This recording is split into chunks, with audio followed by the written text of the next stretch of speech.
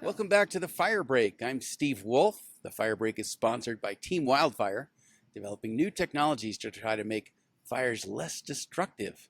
We know we're not going to put out all the fires, right? I mean, it's always been there.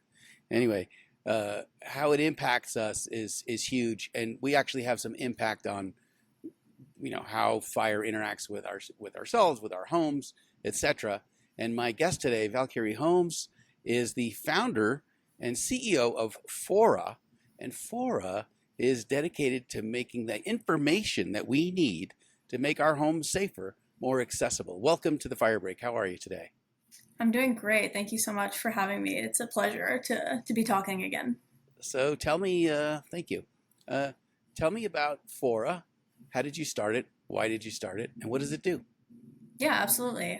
So again, I'm one of the co-founders of Fora, and we use climate and property analytics to help insurance companies and homeowners and other stakeholders reduce their natural disaster risk. So I started initially because I was building in wildfire suppression, and then started working with nonprofits and homeowners around firewise communities, and realized that there's a huge gap between what homeowners understand about how to reduce the risk on their property and what their risk actually is, and the information that larger companies that have a lot of stake in what homeowners do to their properties, what they understand about their risk. And so that gap is something that I've been really interested in for a long time, and I decided to embark on a new venture, which became Fora eventually, that helps align the two.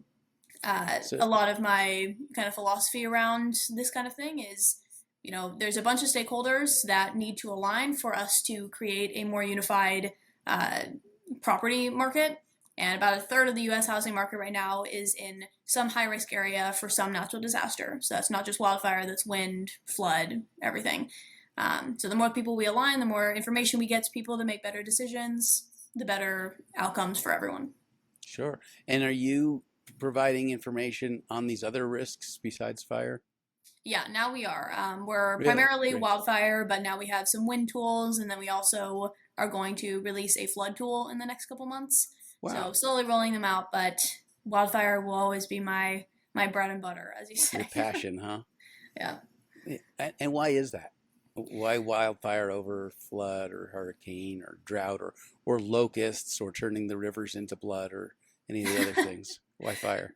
Yeah, I mean, wildfire, I originally got into it because I started a hackathon back in high school, actually, that was surrounding moonshot technology. So, technology that might not exist now, but in the next 3 to 5 years could make some kind of monumental impact on a large industry. And my team and I at the time stumbled upon this research paper that was talking about fighting wildfires with sound waves. I And remember initially, that. that was like a very interesting venture to me. We started working on technology that was somewhat similar to that. And I know Team Wildfire is dealing with the suppression side of helping. So it was all geared towards the same kind of suppression angle. And once you start looking into wildfire and what we know and what the public knows about wildfire, it's very clear that there are many things that we can do on the preventative side that you can't as much do with other natural disasters. Like vegetation surrounding the home is huge, foundational kind of things that when you're living in an area for 20 plus years and there hasn't been a wildfire, you're not really going to think about. And now things like insurance are making us think about these things a lot more.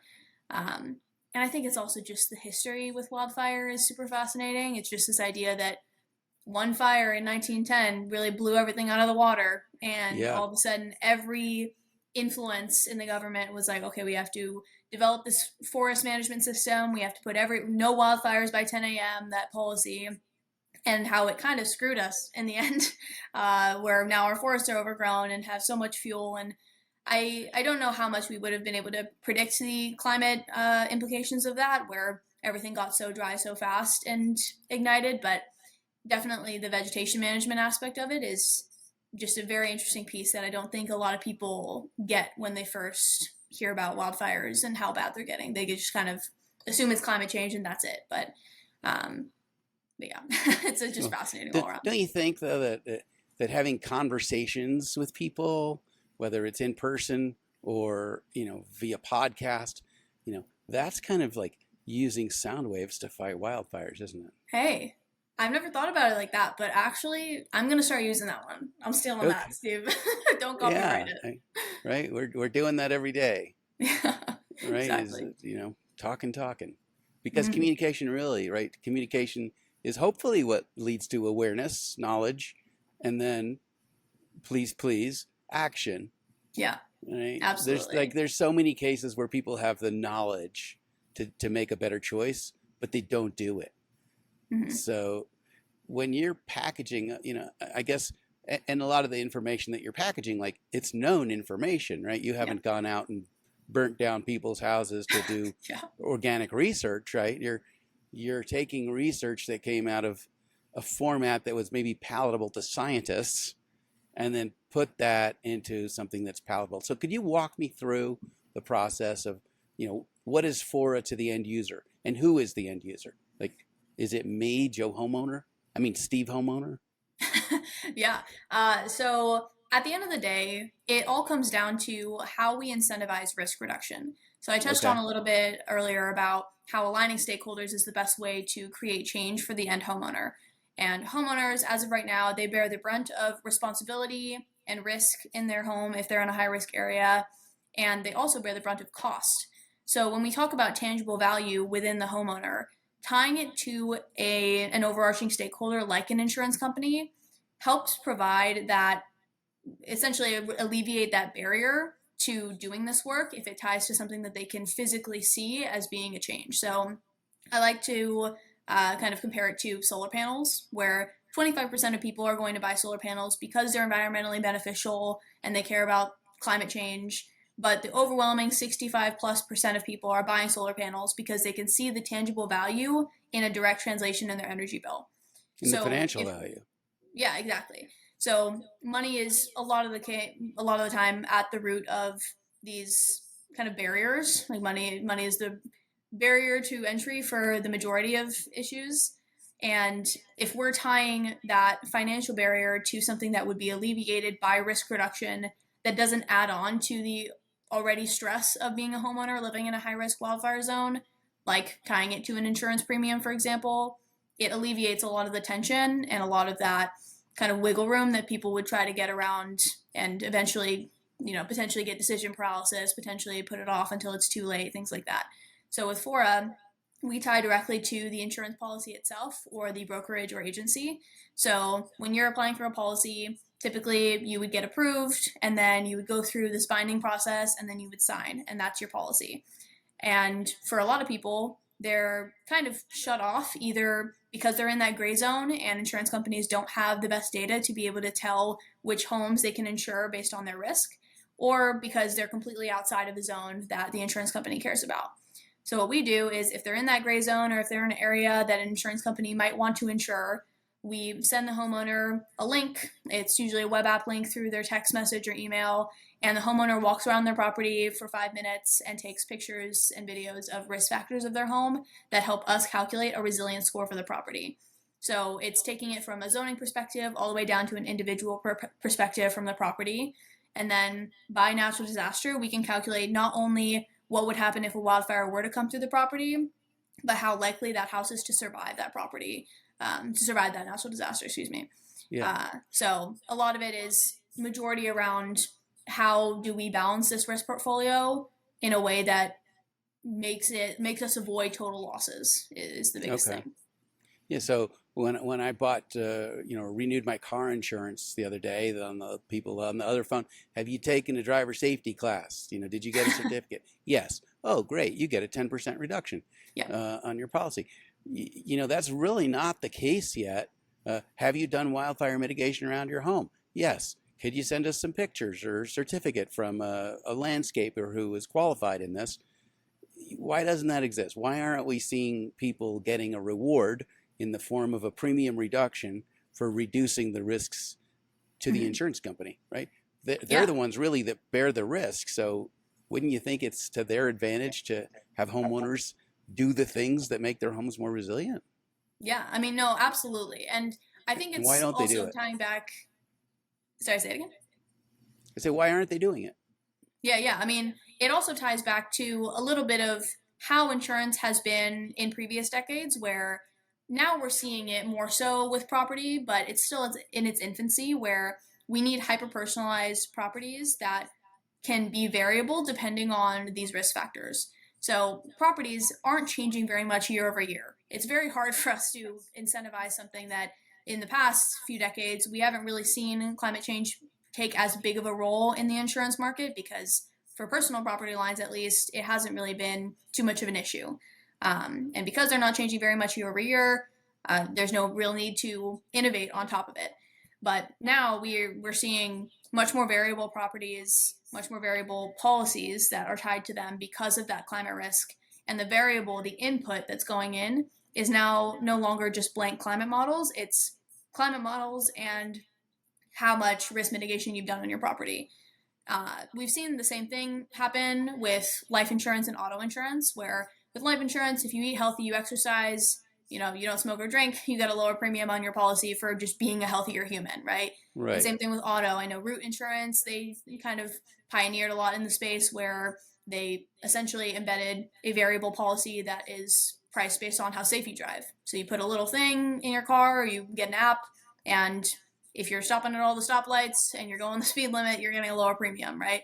So Right. it's all about those variables are kind of where we're reducing a lot of our risk, and I think it's going to make a difference in property. We're just on the forefront of it, I think. Yeah. So we'll see. You know, it seems like climate has changed faster than large institutions' ability to keep up with the changes. Hmm. Right? Fire departments are getting caught off guard by the magnitude and frequency of fires, and insurance is still being sold the way it was 10 years ago.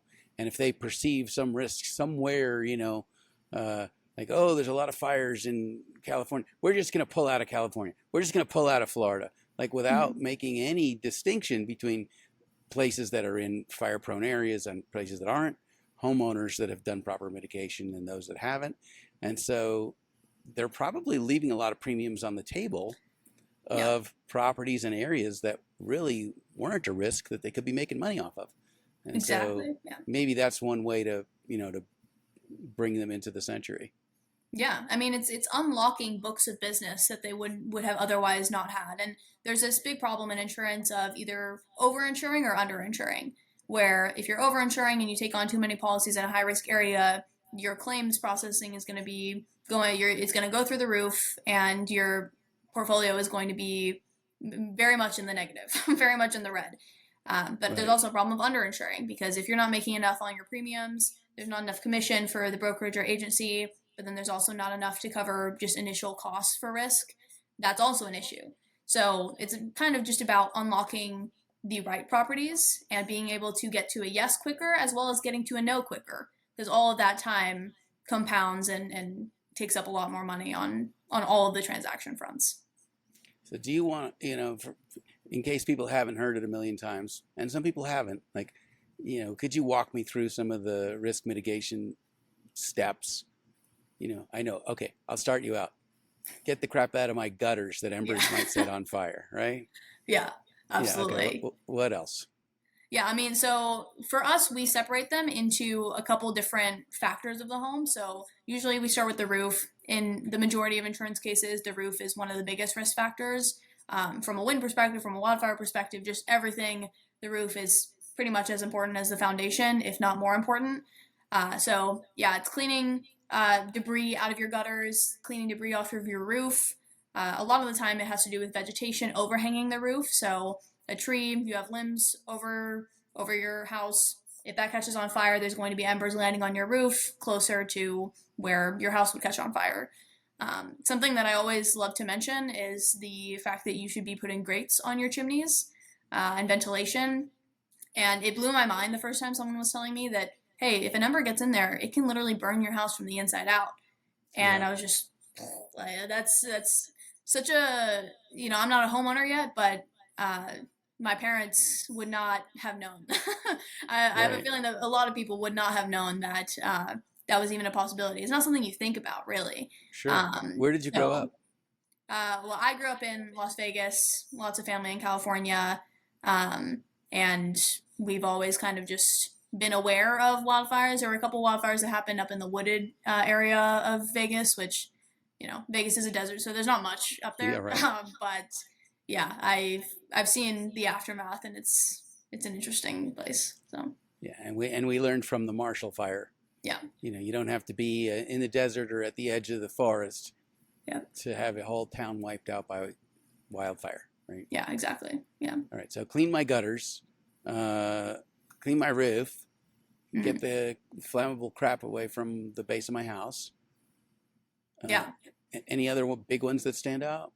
Yeah, so that's a lot of it to do with the roof. And then we have more of the foundational elements. So the majority of what I mean when I say foundation is like home hardening. So it's replacing your windows with more impact resistant windows, like fireproof. Making sure the siding of your home is either, if it's wood, it's reinforced by something else. It could be some kind of retardant, it could be some other encasing around it that's a little bit more fireproof. Making sure that there's no logs against your house. That's less home hardening, but that's something that a lot of people, even just driving through the California countryside, still have next to their homes, especially in high risk areas. So it is a pain to like put them 30 feet away from your home, but in the case of a wildfire, it's just kindling next to the siding of your home. Um, so I would say those are probably the biggest things. Just getting a lot of like any flammable items that could potentially catch near any vulnerable areas of your home.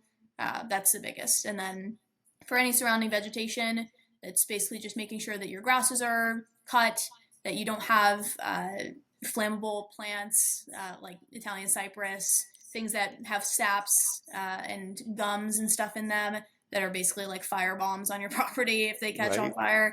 fire. Keeping those away from your house, things like that. I could rattle probably on about this for hours, but I'd say those are the biggest things, is just keeping all of that away. And this is all on the site at Faura, right? Yes, And by the way, exactly. Faura is Faura. Yes. Okay. True. Very, very interesting.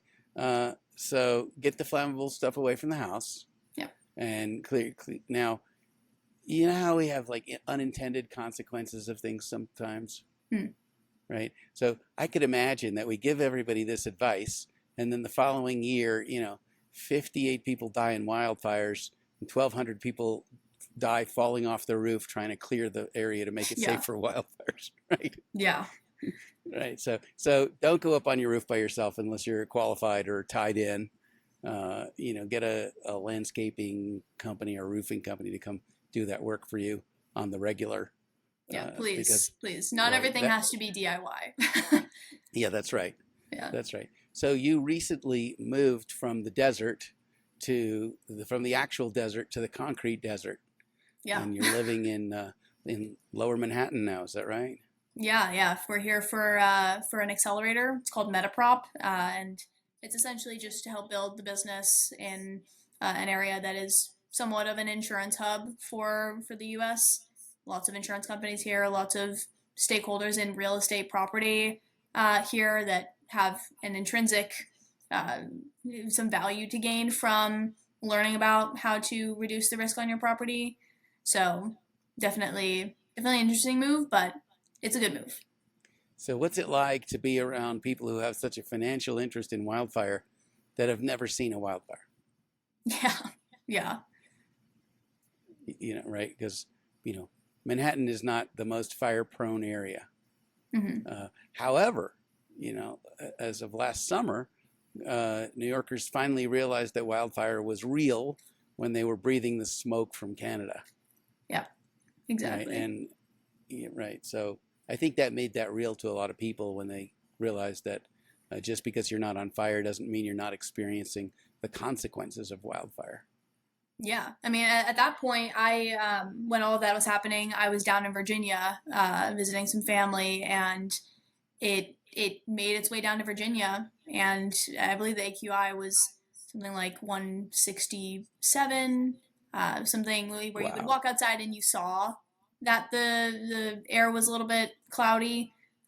So I'm pretty sure it even reached to north of Florida in some days. So it was pretty massive. And I think this entire summer, as crazy as everything has been, have really woken people up.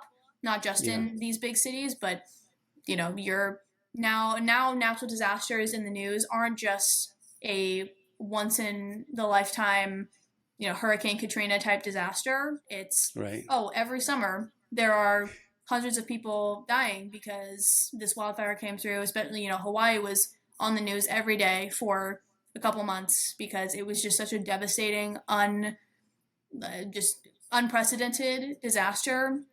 And now there's all this renewed interest in protecting our residents. And I don't know if you've seen this picture, I'm sure you have, but it's this house with this red roof, and it's this picture of an entire neighborhood completely decimated. Everything is burnt completely, basically total losses all around.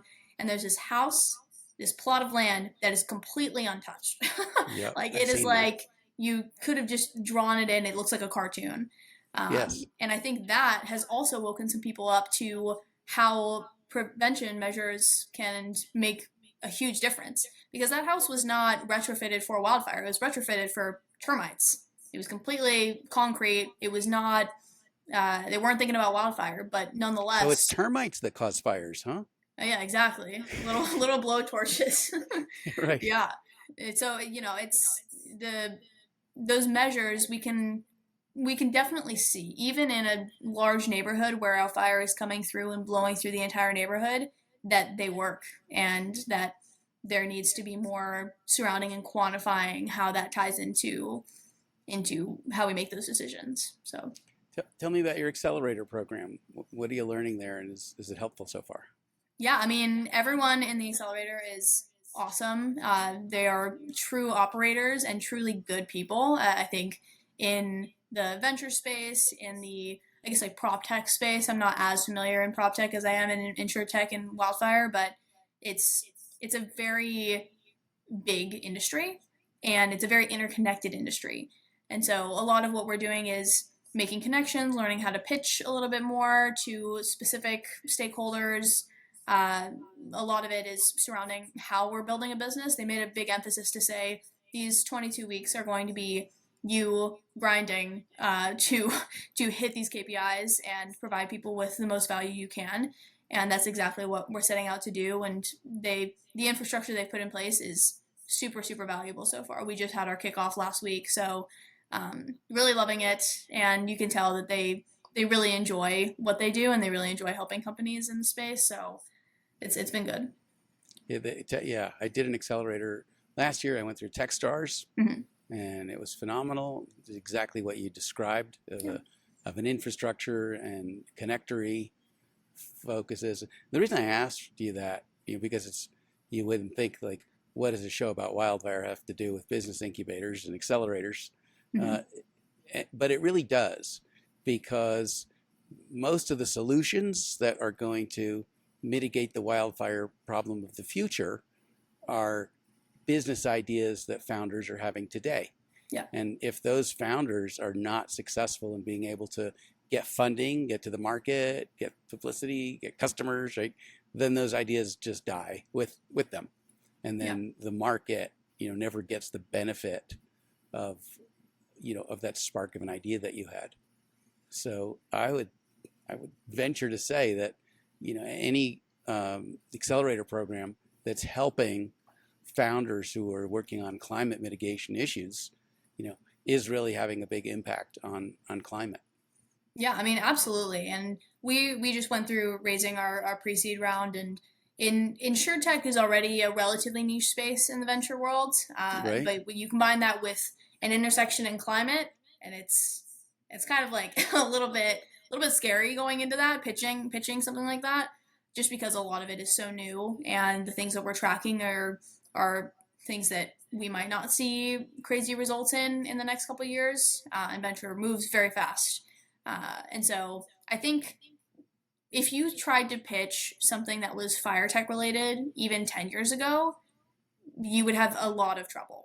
First, Like, you'd I have to think, explain what fire tech was. yeah, exactly. Like that, it just didn't really exist. And I know we both know Bill Clerico, who runs Convective Capital, and they, I feel like, are really pioneering in the space of Yes, just sir. bringing more awareness surrounding wildfire and wildfire tech. And yeah, again, like before that, it was a very, until you're seeing it in the news and it's something that surrounds everyone all the time, it's hard to form conviction around an area like that. So I'm glad It that we is. entered when we did. And you really, you have to have that news sweet spot too. Yeah. Because when no one's talking about it, people don't know what you're talking about. And if if it's happening every day, everywhere, then people stop talking about it because it's not newsworthy. Yeah. Right. It's like carjackings and home invasions. When that was a new thing, if that happened, boy, it would be on the news that night. But now it's like thousands of times a day it happens. Like that's not news. Yeah. So it's still novel to us that the world is burning down. Mm-hmm. And I think it has a good chance of staying on the news because fire is just so visual. Yeah. Right. It's not like defunding a school board or something like that might be, very important, but has no visual component to it. And, the news is picture driven. Yeah. So pictures of homes burning down and people humping hoses up mountains and stuff like that. Like it's good drama. Yeah. No, Makes good TV, right? So that makes your job a little bit easier because you less and less have to introduce people to what you're talking about. Yeah, exactly. I think, going back to just last summer, the summer before, starting 2017, all of the fires that happened, and especially because a lot of venture is located in the Bay Area in California, where a lot of people are hit pretty hard. It definitely paints a picture, like you said. And with insurance, it's like a different thing because you are surrounded by insurance everywhere. Everything we own, everything we invest in, the places we live, the cars we drive, everything is insured. But you can't really, there's not really a visual aspect to that. I know I read all these insurance articles and the picture is just like paperwork. Like the article's headline photo is just someone writing paperwork, and it's like, that's kind of what insurance is. Like, it's kind of hard to represent and paint that picture. So tying it with that, I think it makes it a little bit more palatable. Yeah, and that's kind of on the insurance companies too. If they've failed to create visual stories and emotional stories and connecting stories about their businesses, if they think they're just all about premiums and whatnot, not a great hook. Yeah, right? Like a good neighbor, right? Jake from State Farm. There you go, a good neighbor. Okay, I can imagine a good neighbor. Yeah. In fact, I'm here in Boulder, and I happen to have really great neighbors. Yeah, exactly. So that's a value. My insurance company's not one of them. Yeah. Yeah, and now you don't even have to imagine that you have a neighbor because Jake is there. You have a picture in your mind of, oh, that is a good neighbor. He's the good neighbor. That's right. What else do you see besides what you're doing as as big influences on reducing the impact of wildfire on people's lives? What are you seeing? Are there other people in your cohort there, or just technologies that you've become aware of? Where do you see this going? Yeah, I mean, with wildfire tech specifically, I think there's a big push towards the prevention aspects, but in some cases, I feel like there's almost like a demonization of suppression because we've focused on it for so long. It's this idea that, oh, we've been suppressing wildfires this whole time, and that's what got us into this mess. But the best part about new technology from that standpoint, things like BurnBot, where they're helping with vegetation management, things like when we talk about prescribed fires, the average homeowner doesn't truly know a lot of that, a lot of what goes on with that. They just see, okay, it's a fire. Again, they're seeing a picture of what has been demonized on the media for so long. I think, companies like BurnBot, companies that are like dealing with suppression, like you guys, like Team Wildfire, if it's aiding in frontline firefighters fighting more efficiently, that's a win. I think there's been interesting conversations recently, like in the last couple of years, about firefighters themselves and how we need to give them better infrastructure, better care, even from a mental health standpoint, from a pay standpoint. That's like a whole other conversation I can get into. But if we're giving them better ways to fight more effectively, it's a win for them. It's a win for the people surrounding the area. And it's a win for just general governments, general land, because then we can clean it up more efficiently and do prescribed fires more efficiently. I think I forget a lot about the prescribed fire element of that as being an actual prevention strategy, but it is, and we need to recognize it. So to the degree that we do it in the right place, I think most prescribed fire right now, I would chalk to gaining experience in how to do prescribed burns. Yeah. But unless you're actually doing them in the buffer zones or creating buffer zones around communities, you're still just practicing how to do prescribed burns. Yeah. Because less than 2% of prescribed burns ever have any impact on on impending fire. Yeah. But things like BurnBot, and if you need the BurnBot, I call it the Zamboni of wildfire mitigation. Right? Yeah. It drives around and it just it burns off the land underneath it and does that pretty safely. In a really complete combustion. But given that embers travel 2 miles, 40 miles, the idea that this little 6 foot wide or 8 foot wide swath is gonna save your bacon, I'm not sure. But, I mean, we'll see. Like every little bit helps, right? Everything reduces risk a little bit, and maybe if we collectively do all the things, we'll see some benefit.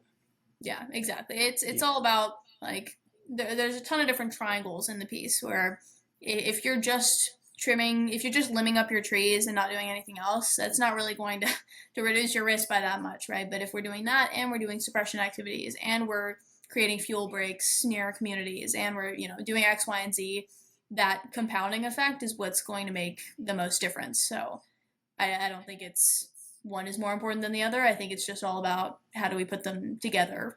Right. Yeah.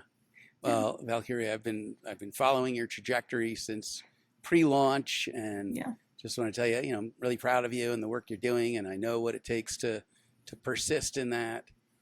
So huge kudos to you and your team for that. It's a lot of work. It takes a lot of work to make a difference, and you're doing it. So big thanks to you on that. What's the best way for people to find your site and to reach out to you? Well, I mean, first off, thank you so much. I have such a lovely time talking about what we're passionate about. So thank you for giving me the platform to do so. You can find us at faura.us, faura.us, or just reach out to us on socials. It's faura.us on basically everything. And happy to answer any questions or comments or anything, talk with people as see fit. So, and I love that you call it .us instead of .us. Yeah, it's .us. It makes it a we and not a national thing. Right? That's really beautiful. Great. Valkyrie, thank you so much for joining me today. And as you get more data, as you make more progress in your journey on that, please reach out. I'd love to have you back on the show again. Absolutely. Thank you so much. Awesome. Well, folks, this is another magnificent episode of The Fire Break, sponsored by Team Wildfire, developing new technologies for reducing the impact of the world's most deadly fires. Join me on our next episode of The Fire Break. Take care.